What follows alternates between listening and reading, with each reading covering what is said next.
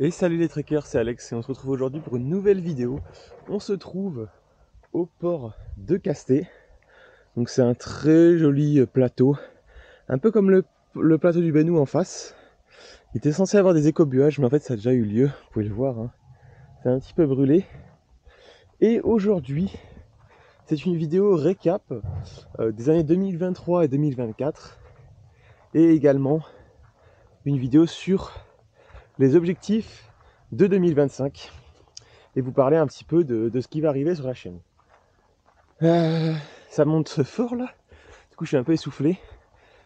Je vais essayer dans cette vidéo de faire ces récapitulatifs et ces objectifs, tout en vous proposant la petite randonnée avec de belles images, de beaux panoramas, et essayer de vous parler en marchant, mais également en faisant des petits points fixes pour mettre un petit face caméra. Voilà, je vous reprends quand il fait un petit peu plus plat pour pouvoir aborder les sujets de la vidéo. Donc déjà, le but de la randonnée, c'est pas de suivre un itinéraire classique. Là, si on va à gauche dans la forêt, il y a la cabane de Kousskouïa. Et derrière, on a le pic du Mail. Moi, j'aimerais bien monter à travers ici et faire les petites crêtes en hors sentier. Et pourquoi pas redescendre après dans le vallon là-bas. Pour être tranquille. Et puis vous le verrez avec ce qu'on va parler des projets pour la chaîne. Ça sera un petit peu plus en adéquation avec du hors sentier et de l'exploration. Mais je vous en dis pas plus de suite. Et également, c'était un petit peu plus poli de vous parler sans les lunettes de soleil. En tout cas, il fait super beau. Moi, je suis super content. Un peu fatigué en ce moment. Donc, c'est une petite rando vraiment chill. Au début, je devais partir pour seulement 200 D+, mais c'était en forêt. Du coup, je me suis dit qu'on allait taper ces petites montagnes. Ça fait quand même 700 de dénivelé positif sur à peu près 4 km. Donc, un peu moins de 200 mètres au kilomètre. Ce qui commence à être intéressant. Donc pour commencer le récap, comme vous le savez peut-être, en 2023, je suis parti pour un PVT, donc un programme vacances-travail, en Nouvelle-Zélande. Et donc en mars 2023, je me suis envolé pour Auckland et la Nouvelle-Zélande, où j'ai voyagé et travaillé là-bas pendant un an. Pour être tout à fait honnête, j'ai travaillé 5 mois. Donc j'ai fait de la cueillette de kiwis, vous avez les vidéos d'ailleurs qui correspondent. J'ai fait du travail dans une ferme laitière, ça c'était vraiment génial. Et après, j'ai travaillé un peu dans le bâtiment en tant qu'intérimaire. Tout ça pour financer le voyage, où il y a eu du voyage classique, mais aussi des randos, du trek, etc. Donc ça, c'était l'année 2023. Comme je vous le disais, oui, vous pouvez retrouver une partie de mes aventures en Nouvelle-Zélande sur la chaîne. J'ai fait des vidéos. Malheureusement, elles sont bien moins travaillées que celles que je pouvais faire avant ou maintenant, puisque j'avais uniquement le téléphone portable. Et donc, pour faire des montages, etc., c'était un petit peu plus compliqué.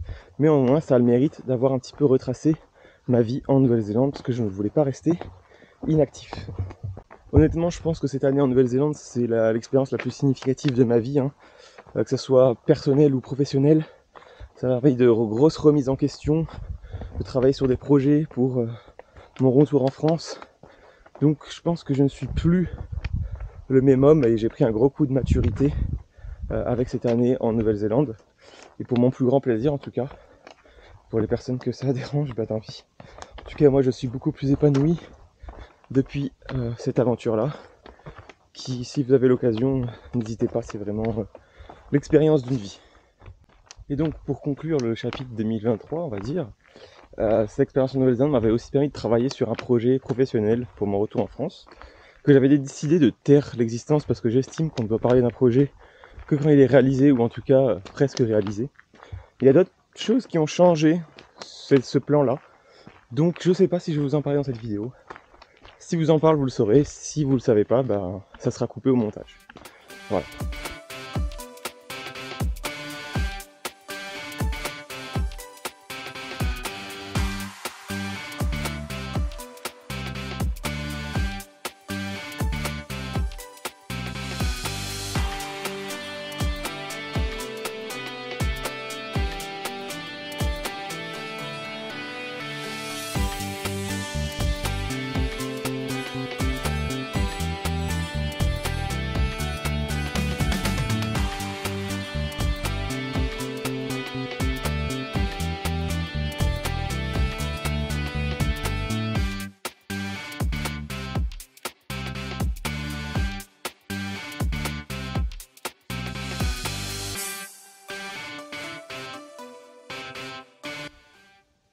vous voyez le sentier qui passait comme ça, qui allait dans cette vallée.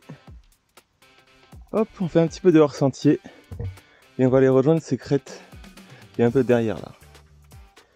Et du coup, 2023 et 2024 surtout m'ont aussi permis de remettre un peu en question ma façon de randonner. Avant, j'étais beaucoup dans la performance, dans faire tant de kilomètres en tant de jours ou en tant d'heures par jour, etc. Et grâce à ce projet-là, dont je vous ai pas encore parlé, je vous ai parlé parce que j'aurais mis le montage avant, et grâce à ma rencontre avec Jérémy, j'ai pu mettre un petit peu dans mon vin et voir la montagne autrement que comme un terrain de performance, mais plus comme un terrain d'exploration, d'aventure, de profiter de la nature, de la faune, de la flore, de la géologie. C'est pour ça que maintenant je me permets d'aller hors sentier, alors qu'on aurait été un an en avant, je serais resté sur le sentier pour aller à la cabane de Cuscuilla et au pic du Mail. Et là on peut aller où il y a des gens moins, ça ouvre d'autres perspectives. Et c'est un peu ça, ma nouvelle philosophie, même si je continue à m'envoyer sévère hein, par moment. Par exemple là je me tape quand même un peu dans le gras comme on dit, mais en ajoutant une partie exploration. Et ça fait du bien.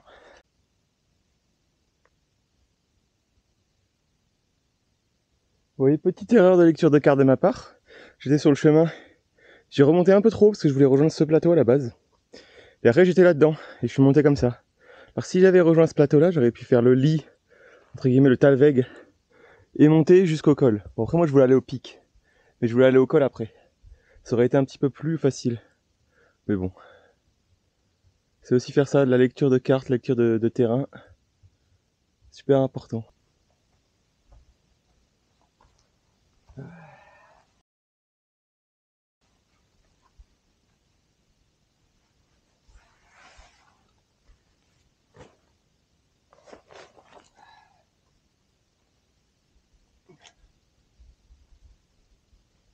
Donc après la Nouvelle-Zélande, je suis rentré en France en mars 2024, donc mi-mars. Ça fait presque un an, ça passe très très vite. Donc on va considérer que l'année 2024 s'est passée en France, parce que les 2-3 mois en Nouvelle-Zélande étaient assez sur le départ, même si j'ai fait pas mal de trucs. Donc je suis arrivé au mois de mars, mi-mars, on va dire début avril, je cherche à acheter mon van, et le 12 avril, je crois, mi-avril, j'achète le van, le Peugeot Expert blanc là que vous avez peut-être déjà vu. Et en même temps, je postule chez Decathlon à l'Escar, à côté de chez moi, à Pau, pour travailler, parce que ça me saoule d'être au chômage. Et donc, je postule bien évidemment au rayon randonnée. Et donc, de mai à août, je vais travailler chez Decathlon en mi-temps, à 20 heures à peu près, et aménager mon van. Et en même temps, je travaillerai sur le projet dont je vais vous parler. C'était la préparation au diplôme d'AMM. Pendant ma Nouvelle-Zélande, je m'étais fait une cheville au mois de décembre et j'avais commencé à réviser pour le probatoire AMM. Donc le probatoire AMM, c'est une épreuve qui vous permet de rentrer dans la formation, hein, pas vous donner le diplôme. C'est une présélection. Et ce probatoire se constitue d'une épreuve théorique et d'une épreuve pratique. L'épreuve théorique, c'est un QCM sur la faune, la flore, la géologie, tout ça, la toponymie, la topographie, etc. Et la partie pratique, c'est une course d'orientation en montagne où vous devez à peu près trouver une vingtaine de balises, 20 balises, et faire 1800 des plus, des moins, et dans un temps imparti, bien évidemment. Donc je me suis entraîné pendant 3 mois pour à peu près pour le probatoire théorique que j'ai eu au mois de juillet du premier coup, donc ça j'en étais très satisfait. Super, donc préparation pour l'épreuve d'orientation au mois de septembre. Donc j'ai fait un stage avec ma boîte à QCM, Marie-Pierre Filleul. Je vous la conseille si vous préparez le diplôme d'AMM, c'est vraiment parfait. Et donc moi je pense que sans ça, je me serais complètement planté. Et donc je me rends à l'épreuve des Pyrénées, à côté de Font-Romeu, aux Angles précisément, pour l'épreuve où nous étions une centaine, 90 au départ. Malheureusement, j'ai échoué à cette épreuve pratique, mais j'en suis totalement satisfait. Il y en a qui diront c'est du déni. Non, je vais vous donner le contexte. On était 90 partants. Et donc, je finis mon épreuve, l'ensemble de l'épreuve, en ayant sur la dernière partie 50 minutes de retard. Donc, éliminé. En fait, il faut savoir que sur l'épreuve, il n'y a eu que 5 personnes qui ont réussi l'épreuve dans les temps avec toutes les balises. Et 11 personnes, dont moi, qui ont trouvé toutes les balises, mais qui ont été hors délai.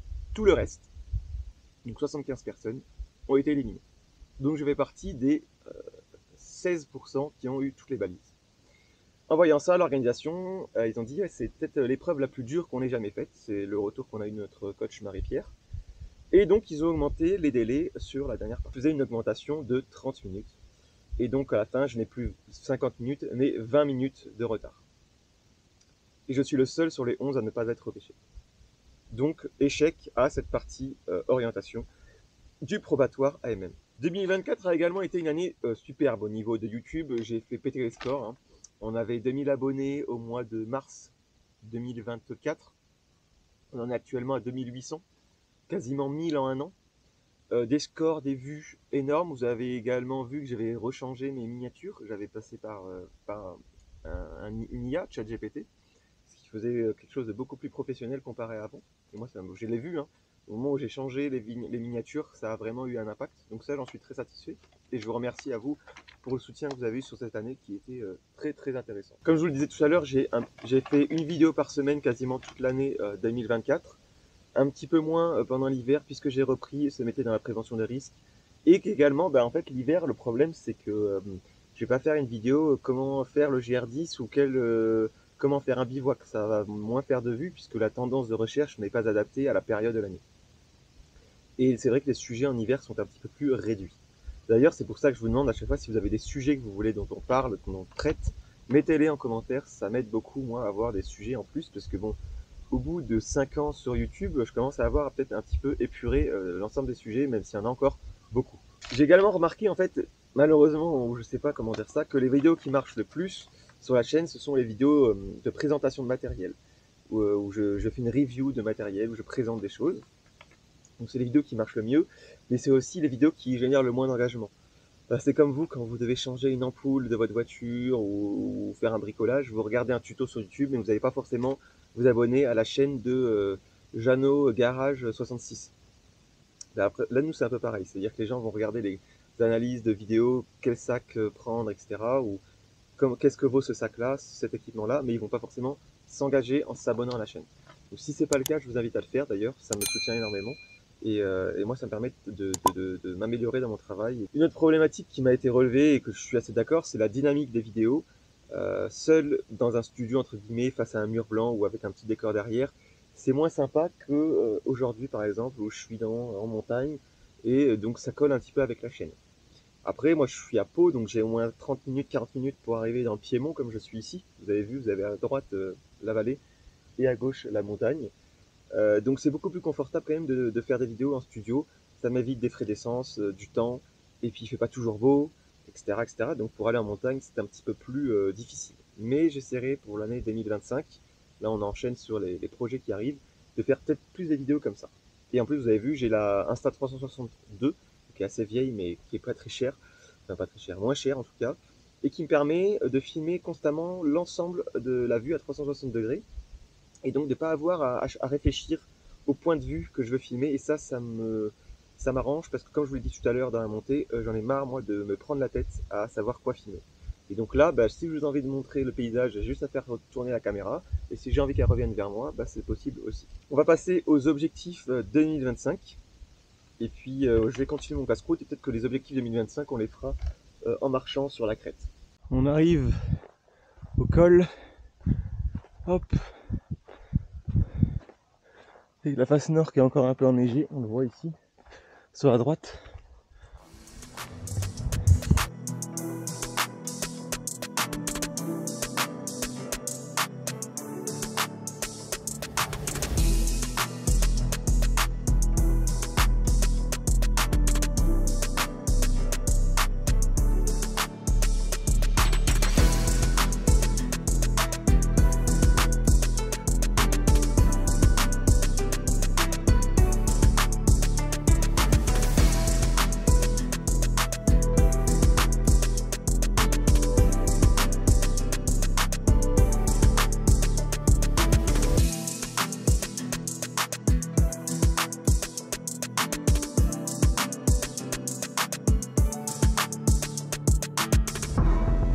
Vous avez Pau, juste là. La plaine de Naï. Et après, la terre sombre, les Hautes-Pyrénées. Ici, la lumière de Béarn.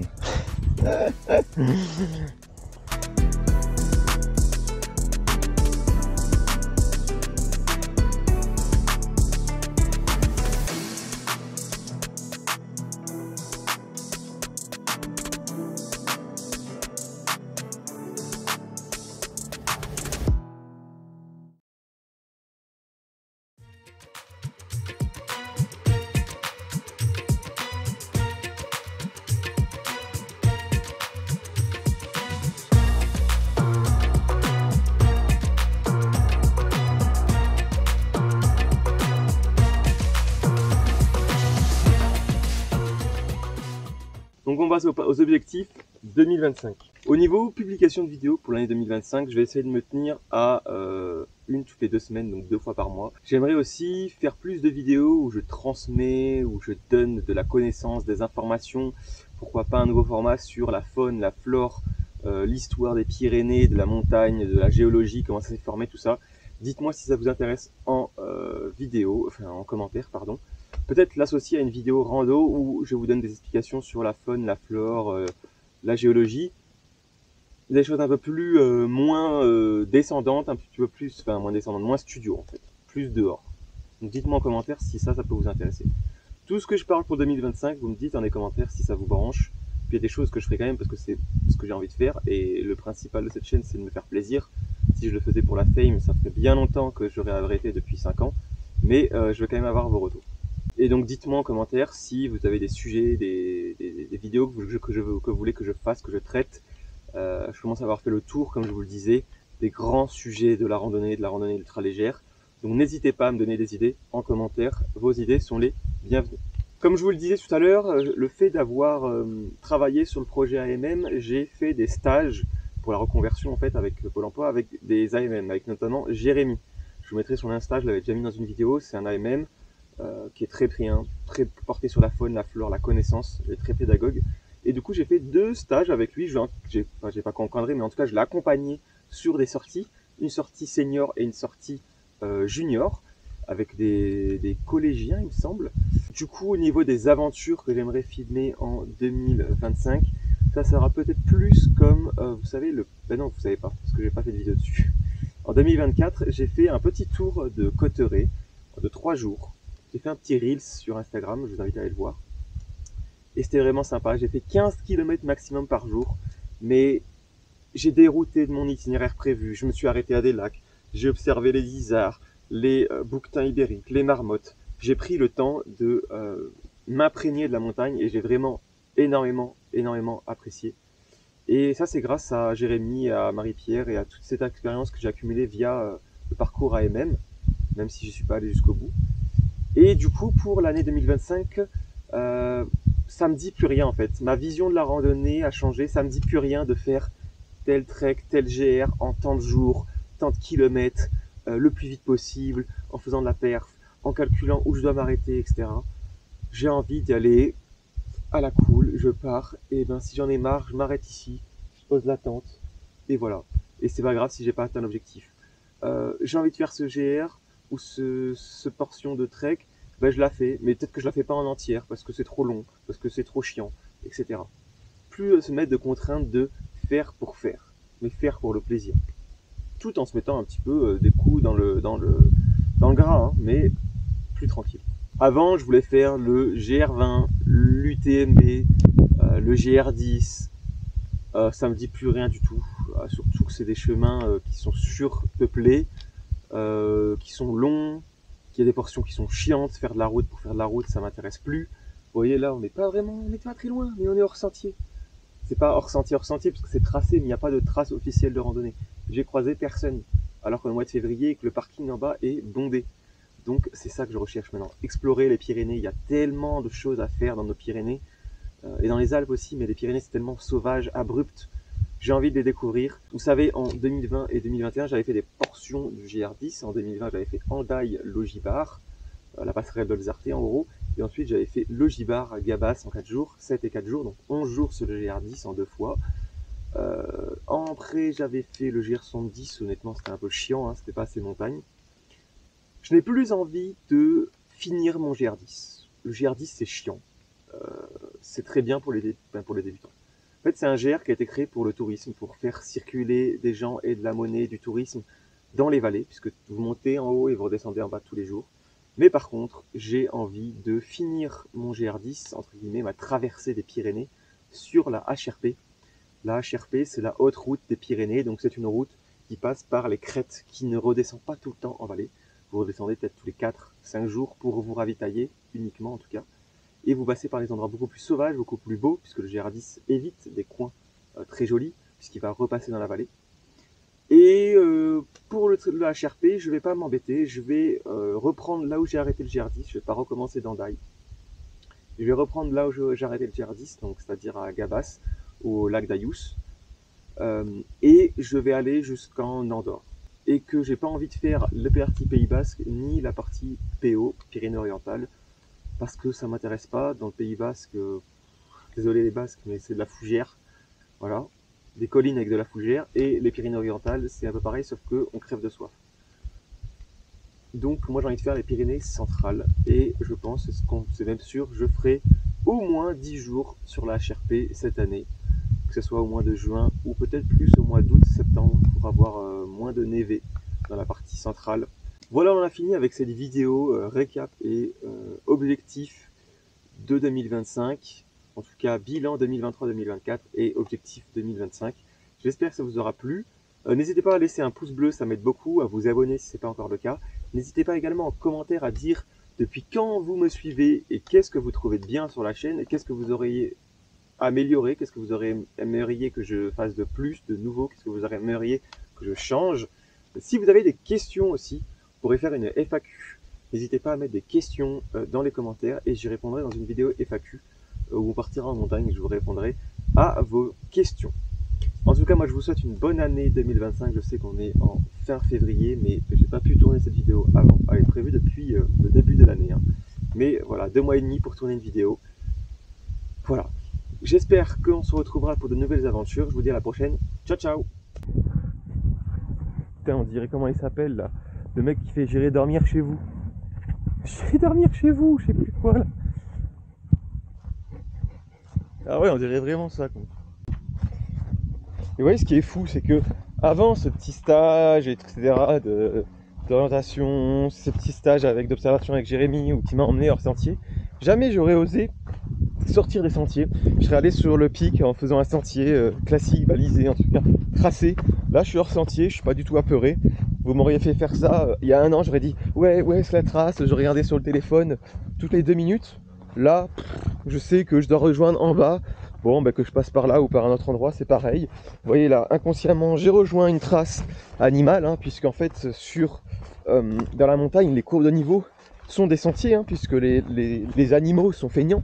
Donc ils vont suivre les courbes de niveau et tracer des chemins, que ce soit le pastoralisme, donc les animaux, on va dire, les activités pastorales, vaches, brebis, chevaux, ou les animaux sauvages. Et donc, oui, je suis totalement serein, alors qu'il y a 1 ou 2 ans, j'aurais été un petit peu en panique, hein, puisque là, on est quand même dans un piémont où on a un visu sur l'ensemble des pans de pente, des arrivées, des départs d'un seul coup d'œil. Mais déjà, de le faire ici, c'est pas mal, et on pourra le faire plus tard dans des terrains de jeu un peu plus exposés, un peu plus grands. Et puis en face, là, vous avez juste ici le plat d'Oussoum qui donne sur ce petit vallon là, enneigé encore un petit peu avec des petites ombres de toutes les couleurs. Je vous mettrai une photo que j'avais fait, c'est splendide, le plat d'Oussoum.